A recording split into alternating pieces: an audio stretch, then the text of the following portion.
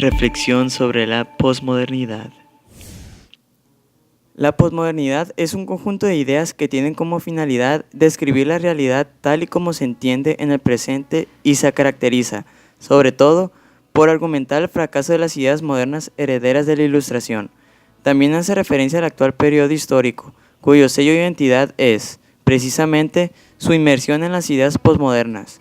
Esto comienza a configurarse a finales del siglo XX, primero, al analizar las manifestaciones artísticas que surgían en la sociedad, y después con la obra de Lyotard, La condición posmoderna, tendiendo así un puente hacia la filosofía. A partir de entonces el debate no ha cesado. Hay dos opiniones al respecto. Algunos pensadores, apóstatas de la modernidad, piensan que no hay en ella razón de ser, que ha fracasado y por tanto ven en la posmodernidad una época más realista. Entre ellos se encuentran Lyotard, Walter Benjamin, Bátimo o Joan Derrida, por citar algunos importantes. Esta corriente de pensamiento suele denominarse light, o utilizando el lenguaje de Bátimo, pensamiento débil, refiriéndose con ello a la incapacidad de ningún metarrelato de legitimar la realidad. Por otra parte, otro grupo de pensadores son fieles al proyecto moderno. Piensan que la modernidad es un proceso inconcluso y que el programa de las luces no se ha agotado, que aún tiene cosas muy importantes que aportar. Es por ello que ven en la posmodernidad la pretensión de desembarazarse de los ideales modernos. Estos pensadores se caracterizan por su ascendencia marxista y entre ellos tenemos a Habermas, Jameson, Otto Appel, Hal Foster, Baudrillard, etc. Citando a Hal Foster, estas dos posiciones son la primera de reacción, entre cuyos defensores se encuentran los neoconservadores, y la segunda es de resistencia, que pretende resistir las embestidas de la corriente posmoderna. En otra línea de pensamiento, Walter Mignolo y otros intelectuales latinoamericanos piensan que los rasgos posmodernistas son síntomas de las sociedades occidentales. Pero, ¿qué ocurre con el resto del mundo? Para ellos, la modernidad fue sinónimo de colonialismo, de imposición, de perspectiva eurocéntrica única y unilateral, y por lo tanto, el posmodernismo forma parte de ese proceso de colonialismo. Profundizando en el concepto de posmodernidad. El término posmodernidad nace en el dominio del arte y es introducido en el campo filosófico por Jean Lyotard con su trabajo La condición posmoderna.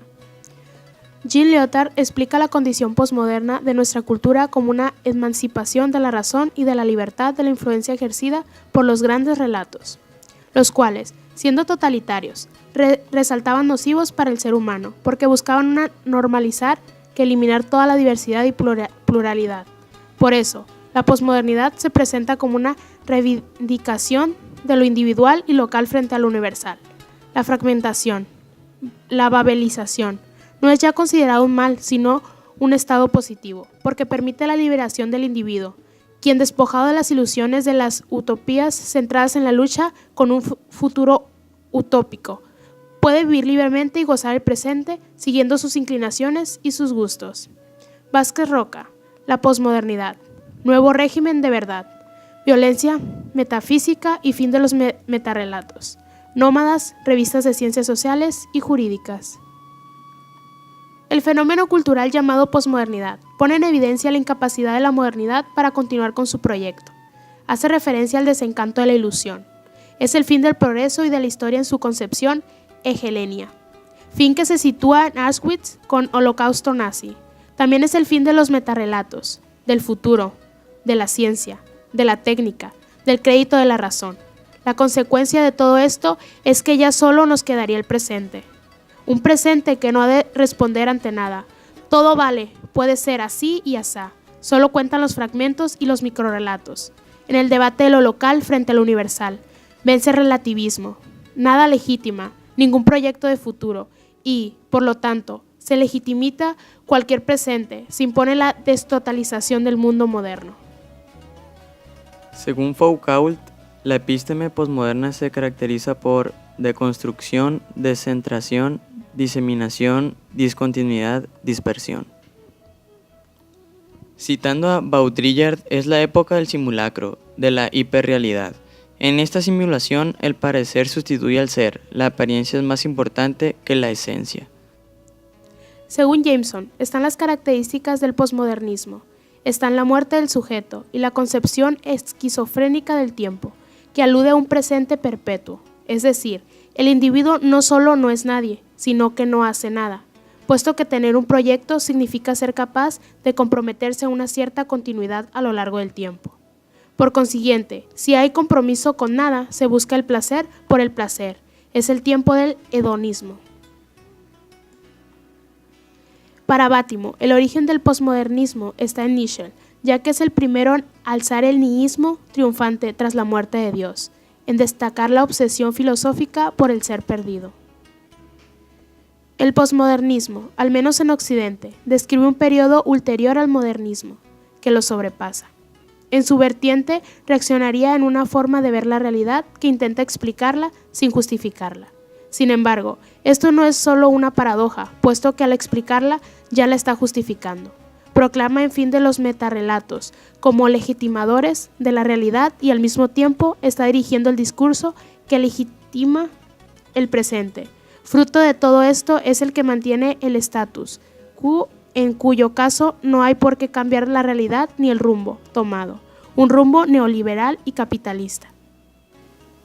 Ahora bien, atendiendo a una postura de resistencia respecto al concepto posmoderno, no era Marx el que afirmaba que los hombres hacen sus propias historias en circunstancias que no siempre pueden elegir, pero sí podemos, hasta cierto punto, elegir qué hacer con esas circunstancias no elegidas. James Frederick, Ensayo sobre el posmodernismo. En su introducción de la posmodernidad, Hal Foster explica y profundiza, utilizando las palabras de Habermas, la diferencia esencial de ideología de la postura de reacción y resistencia adoptada respecto a la posmodernidad. En efecto, la posmodernidad, en su vértice irracional, es la perfecta excusa para producir y mantener la nueva situación planetaria de capitalismo hipermóvil desenfrenado. Es más, las ideas posmodernistas son fruto de internacionalidad, aunque pudiera ser despersonalizada, la configuración complicidad ideológica neoconservadora. Desde nuestro punto de vista, el curso que sigue este corriente es el siguiente. La sociedad de consumo, o de espectáculo, se ve fragundo gracias a un sistema capitalista que provee los negocios, el lucro y la codicia. Un sistema que, si bien en un principio contaba con el control del Estado en pro del bien general, poco a poco se ha independizado y tomó un carisma salvaje y sin control, apuntando hacia una regularización total. Este sistema se potencia con los adelantos tecnológicos, informáticos y en telecomunicación. En consonancia con ciertas medidas estratégicas, el control de medios de comunicación y de la educación, el aprovechamiento de circunstancias críticas en momentos de crisis para la implantación de paquetes de medidas neoliberales, la inculcación en la población de una adicción hedonista en armonía de la generalización y difusión del no pensamiento, la consolidación de una filosofía y una ideología que legitima el sistema.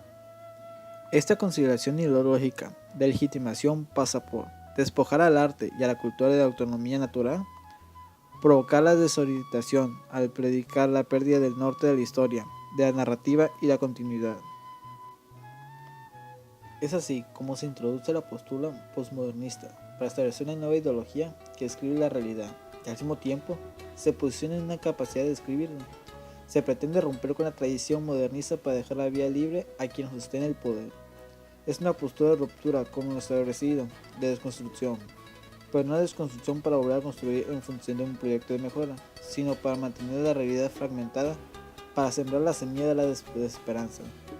Todo eso está muy en consonancia con la cita de Milton Friedman, gurú del capitalismo hipermóvil planetario, sobre todo como la desorientación y las crisis pueden ser aprovechadas para cambiar las cosas de acuerdo a las ideas que flotan en el ambiente. Solo una crisis real o percibida produce auténticos cambios. Cuando esa crisis sobrevive, las medidas que se toman dependen de las ideas que flotan en el ambiente. Clint Neumann, La lectura del shock.